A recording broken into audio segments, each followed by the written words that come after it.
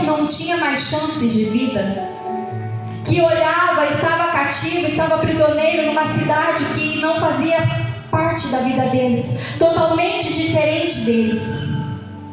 Mas o Senhor levantou um profeta e disse: profetize, mostre o que eu vou fazer para eles através dessa visão. E agora, o paralelo, eu vou ler lá em João, capítulo 11, do 1 ao 5. Havia um homem chamado Lázaro, que estava doente, e ele era de Betânia, do povoado de Maria e de sua irmã Marta. Maria, sua irmã, era aquela que derramou o perfume caro nos pés de Jesus e depois enxugou-os com os cabelos. Por isso, as duas irmãs mandaram um recado a Jesus dizendo: Senhor, o amigo que o Senhor ama está doente. Mas quando Jesus ouviu isso, disse: o propósito da doença dele não é a morte, mas a glória de Deus, para que o Filho de Deus seja glorificado por meio dessa doença. Jesus amava Marta, Maria e Lázaro. A palavra deixa claro que Jesus amava Marta, Maria e Lázaro. E meditando na palavra desses três irmãos, eu comecei a trazer para os dias de hoje, para as nossas vidas atuais, nessa correria, do dia a dia. E comecei a meditar. O Senhor Jesus era amigo íntimo deles. O Senhor Jesus passava na casa deles. O Senhor Jesus tinha alimento na casa deles. O Senhor era amigo deles. Olha que honra! Ele recebeu o Senhor Jesus em casa. Mas a doença chegou lá. E Jesus, fazendo a sua obra, elas mandam os amigos ir atrás de Jesus e falar: o seu amigo, a quem o Senhor ama, está doente. Então nós vemos que não é qualquer coisinha. A Bíblia não fala o que ele tinha, mas a ponto das irmãs mandarem alguém atrás de Jesus, é porque elas viam que era alguma coisa grave. Mas Jesus fala: não é para a morte, é para que o nome de Deus seja glorificado e o Filho seja reconhecido. Aí eu fiquei imaginando aquelas pessoas voltando e falando para elas: Jesus não veio, mas ele mandou um recado. Não é para a morte, confia. E aquelas mulheres, eu acredito que elas confiaram em Jesus, porque ele era amigo. Elas tinham visto tantos milagres do Senhor. E eu acredito que elas ficaram despreocupadas, porque Jesus, o próprio Senhor Jesus, disse: não é para a morte, é para que o nome de Deus seja glorificado. Mas tinha um propósito do Senhor.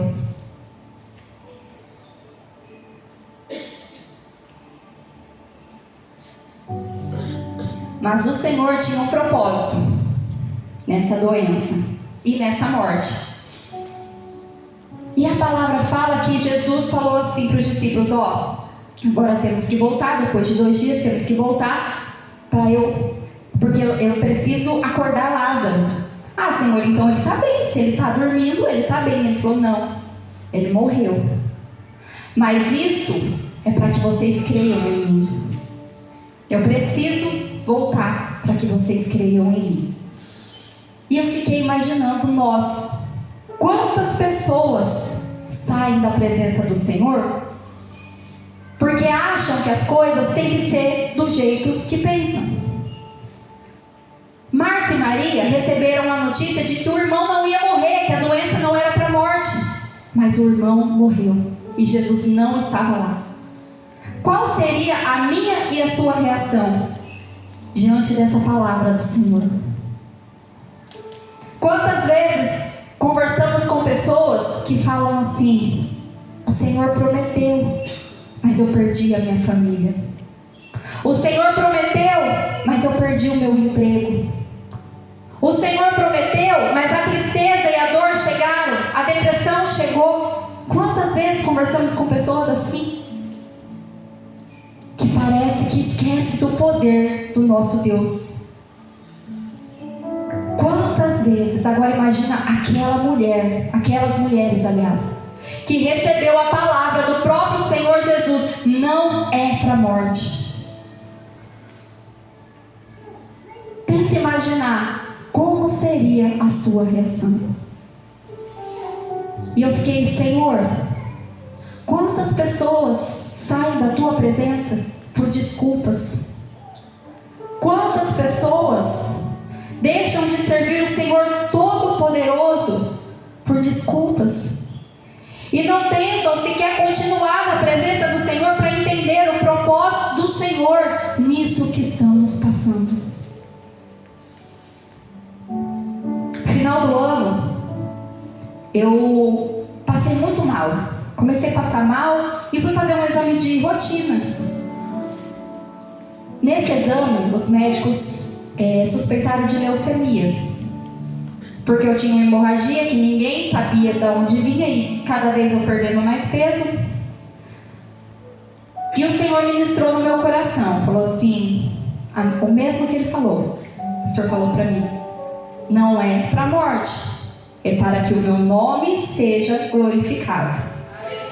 E numa terça-feira, nós num estudos na igreja, o pastor Júnior teve uma revelação que em 2 meses estava sendo preparado uma sepultura para mim, mas que o Senhor estava fechando porque seria para a glória dele. O Senhor confirmou através do nosso pastor Júnior que seria para a glória dele, e eu tomei posse. Enfim, ninguém descobriu o que eu tinha. Tomei vários medicamentos e, como se diz, vida que segue.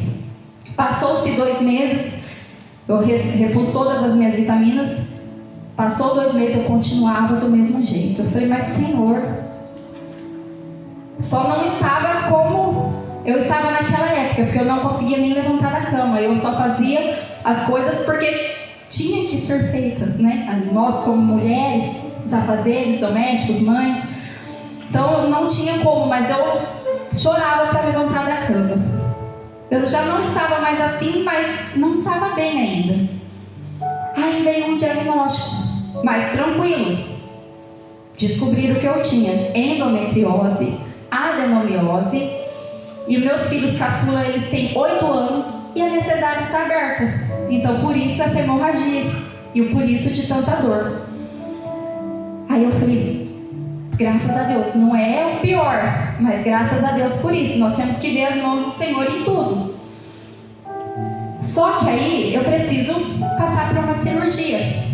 E o médico pediu uns exames para poder fazer a cirurgia. Eu vi os exames, fui fazer em outro laboratório, outro médico, que eu havia sido curada. Tomei posse, tirei o print, mandei para o meu marido, falei: ó, chegou o resultado do laboratório por e-mail e eu fui curada, mas não vamos contar para ninguém ainda. Depois a gente conta. De repente sumiu do meu e-mail esse laudo e veio outro que eu ainda estava com a doença. Falei: Senhor, o Senhor sabe de todas as coisas. Cheguei no laboratório, no consultório, o médico falou assim: ó, você vai ter que realmente fazer uma cirurgia, né? Nós vamos ter que fazer, se você quiser ter qualidade de vida. Mas menina, a sua vida é um milagre. Você tem endometriose desde a sua adolescência. Ela é uma doença que não deixa a gente estéril, mas ela dificulta a mulher de engravidar. E eu tenho só 4 filhos naturais. Inclusive a última gestação foi gemelar e eu já estava grávida de um quando engravidei do outro. Eles têm diferença de idade gestacional. Você olha eles, um é maior, outro é menor, porque um teve que ser tirado antes da barriga por causa do outro que já estava maduro. Então, olha o milagre do Senhor. Eu convivi com uma doença anos da minha vida, sem saber. Sou mãe de 4 filhos e eu entendi que é para a glória do Senhor, porque na nossa igreja temos várias mulheres que estão tentando engravidar e têm a endometriose e não conseguem. E o Senhor ministrou no meu coração que esse é o testemunho que Ele fez na minha vida, para levar para mulheres que Ele é o Deus do impossível e Ele sustenta a gente. Então, independente do resultado, se eu vou ter que passar por uma cirurgia ou não, é o Senhor quem sabe. Mas eu sei que eu vivo um milagre quando eu olho para os meus 4 filhos na minha casa, porque esse é o verdadeiro milagre do Senhor. E tudo que eu e você passa é para a honra e glória do nome do Senhor. Não é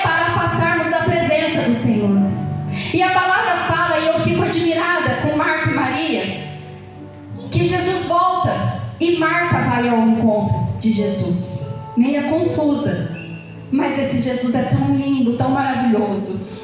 Eu amo o nosso Senhor Jesus e amo estar na presença dele. Como é maravilhoso olhar aqui nessa tarde e ver mulheres que deixou a sua casa, os seus afazeres, para estar aqui servindo o nosso Senhor Jesus Cristo. É maravilhoso, é uma honra, é um privilégio estarmos na presença do Senhor. Quantas pessoas queriam estar aqui onde eu e você estamos e estão no leito do hospital? Que nós possamos aproveitar cada minuto. E Marta vai ao encontro e fala assim: mestre, se o Senhor estivesse aqui, meu irmão não tinha morrido. Se o Senhor estivesse aqui, ele não tinha morrido. E já o chefe da sinagoga fala para Jesus assim: ó, basta o Senhor dar uma palavra e meu servo é curado. Só que no meio da dor, do luto, ela diz isso. E o Senhor fala assim para ela: Marta, você crê que seu irmão vai ressuscitar? Eu creio na ressurreição dos mortos.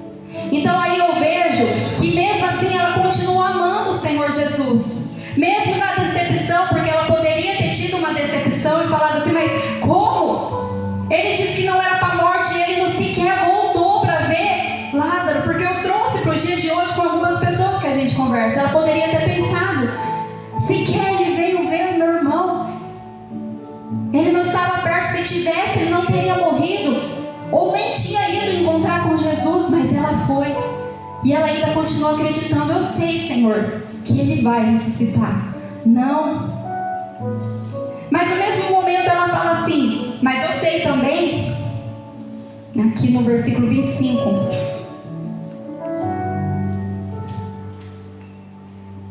no 25, Jesus diz: eu sou a ressurreição e a vida.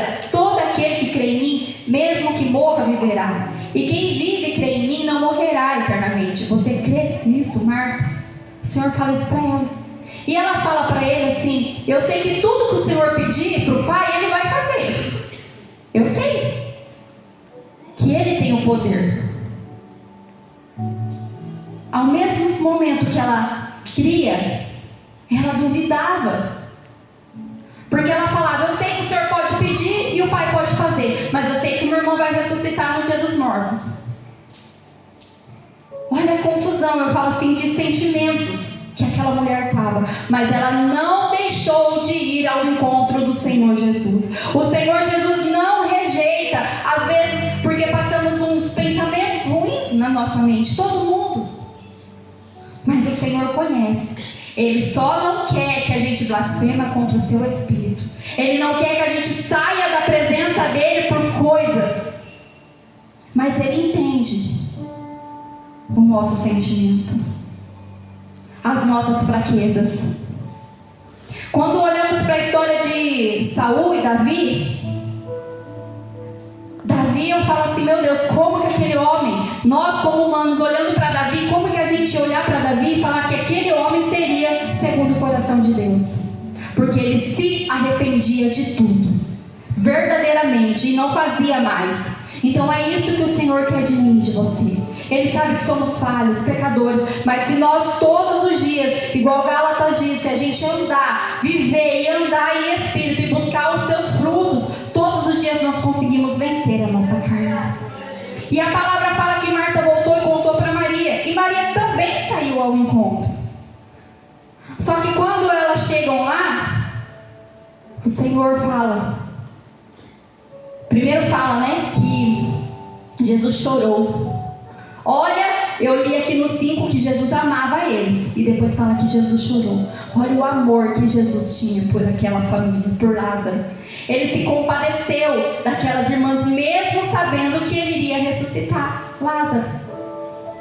E Marta mais uma vez fala assim: Senhor, ele fala: tira a pedra. Não, Senhor, já faz 4 dias, já está fedendo. Marta, eu não disse que se você cresce, você viria a glória de Deus? E o Senhor fala para mim e para você nessa tarde: se você crer, você vai ver a glória de Deus, independente do cenário. A gente tem que crer, profetizar e crer. E a pedra foi removida. E Lázaro foi chamado para fora. E Lázaro veio. E foi dito aqui nessa tarde: a pedra já foi removida. Nós temos livre acesso ao Pai. O véu se rasgou.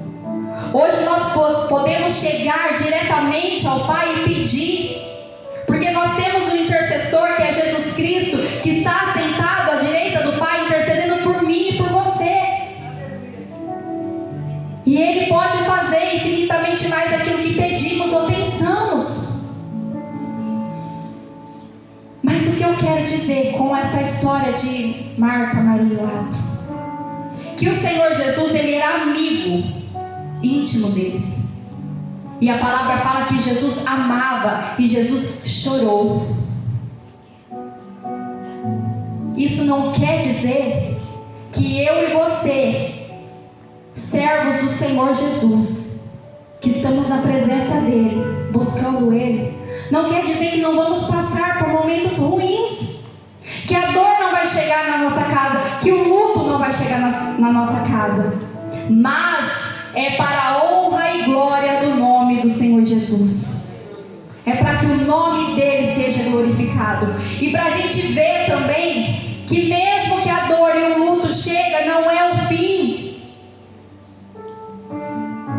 Já tinha sido colocada até a pedra, já fazia 4 dias que Lázaro estava morto. Mas não era o fim. Não é o fim da minha e da sua vida. Não é o fim do ministério. Não é o fim da família. Aqueles sonhos, aqueles projetos que estão muitas vezes até enterrados no seu coração, que você olha e fala assim: não tem mais jeito, aquilo lá já foi. Mas nessa tarde o Senhor diz para mim e para você: mesmo que esteja morto, mesmo que digam já está cheirando mal, não tem mais jeito, mas o Senhor basta uma palavra e Ele ressuscita os sonhos e Ele chama para fora. Toma posse da palavra do Senhor. Glória a Deus. Mesmo que a dor chegar, mesmo que o luto chegar, é para a vida, é para que o nome do nosso Senhor seja glorificado. Ezequiel, através da visão, ele viu como estava toda a sua nação morta, sem chance, não tinha saída. Mas o Senhor disse: profetiza, profetiza, profetiza a vida, profetiza o Espírito Santo, o sopro do Espírito Santo. E Lázaro já estava morto, enterrado. Para muitos ele estava fedendo, não tinha mais jeito. O Senhor Jesus, para muitos, eles ficaram lá naquela multidão falando: ele que curou cego, ele não podia estar aqui. Mas eles estavam limitando o poder do Senhor Jesus. A multidão estava questionando, mas o Senhor Jesus ressuscitou Lázaro para a honra e glória do nome do Pai, e que todos crescem nele, para que todos vissem a glória de Deus. E o Senhor fala para mim e para você nessa tarde: profetiza e crê para ver a glória do Senhor. Basta a gente crer. Não olha para o cenário, não olha para a multidão, o que a multidão está dizendo, não tem mais jeito. Eu não sei o que você está passando, eu não sei como está o seu coração nessa tarde, a sua mente, o que você deixou para estar aqui, eu não sei. Mas o Senhor, Ele é o único que sabe de todas as coisas, e Ele é o único que pode fazer todas as coisas. Ele é o único que sonda os nossos corações. Muitas vezes chegamos aqui na casa de Deus e ninguém sabe como que você está, mas o Senhor, Ele sabe como que está o seu coração. Ele sabe como está aquele seu projeto lá do passado que você tinha. Sabe, às vezes o primeiro amor, que você chegou aqui na igreja, na casa de Deus, querendo tudo, fazer tudo, e parece que de repente foi esfriando e você não tem mais jeito. Você olha e fala assim: não é o meu chamado, não é para mim. Mas o Senhor fala: eu estou falando, sai para fora esse projeto. Como a irmã me disse, precisamos de pessoas para tirar as ataduras. E eu tenho certeza que você tem alguém aqui nessa casa que possa fazer isso por você. Procure ajuda. Como eu disse, Marta e Maria, se fosse na geração de hoje, ia falar assim: não, o Senhor Jesus, ele prometeu que não era para a morte, e ele saiu, e ele não estava aqui. Agora ele veio na cidade depois que morreu. Não seja essa pessoa que pensa assim: ah, depois que foi, agora veio atrás. Não. Ainda tem chance, ainda tem vida. Porque nós não estamos falando de qualquer pessoa, nós estamos falando do Senhor Jesus. Procure ajuda, como Marta e Maria procurou. Quando viu o Senhor Jesus, foi ao encontro dele, mesmo na confusão de pensamentos, de sentimentos, falando que ia crer, que sabia que o irmão ia ressuscitar, mas falando também ao mesmo tempo: eu sei que o Senhor pedir para o Pai, Ele pode fazer tudo. Elas não deixaram de buscar. Não deixe de buscar o Senhor Jesus, independente da situação. Não deixe de adorar, porque lá na frente você vai ver que era para a glória do nome dEle. O seu testemunho é para outras vidas, é para levantar outras vidas. Que nessa tarde você possa tomar posse das bênçãos do Senhor e não deixar aquele sonho, aquele projeto enterrado. Não tem vida, está seco, está fedendo, mas o Senhor Jesus dá vida. Basta profetizar e ter fé, porque sem fé é impossível agradar ao Senhor. Amém? Quantas tomaram posse da palavra do Senhor nessa tarde? Quantas vão dar o primeiro passo e ouvir a voz do Senhor Jesus e sair para fora? Toma posse da tua bênção nessa tarde. Toma posse da palavra do Senhor. Ele fala: eu disse, se você crer, você vai ver a glória de Deus. Sabe, às vezes, aquela pessoa que você tem buscado, que você olhando humanamente não tem jeito, que você olhando humanamente não tem como estar com a presença do Senhor, olha com os olhos da fé. Olha com os olhos da fé, porque tem jeito. O seu casamento tem jeito, o seu marido tem jeito, o seu filho tem jeito, o seu pai tem jeito. Porque nós estamos falando do Deus do impossível. Acaso há algo impossível para Deus? Lembra que o Senhor falou isso para Sara?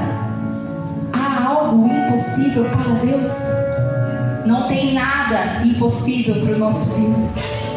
Não pense que o que você tem, não vou mais me preocupar, isso é chegar ao Senhor. Muitas vezes achamos que é tão pequeno, que nós somos pequenos. Sem um Deus tão grande nós somos. Mas quando nós entendemos que o nosso Senhor Jesus Cristo veio nessa terra, deixou sua glória, andou como homem, sofreu, mas morreu numa cruz para nos salvar, para pagar todos os nossos pecados, toda a nossa dívida, e falou assim: ó, é necessário que eu vá para o Pai, para preparar moradas para vocês, mas eu vou enviar outro, o Consolador, que é igualzinho a mim, que estará com vocês todos os dias até a consumação dos séculos. Quando nós entendemos isso, não há nada que possa nos parar, não há nada que possa nos deter, não há nada. Nós somos a geração que vai viver o grande avivamento do Senhor, amém?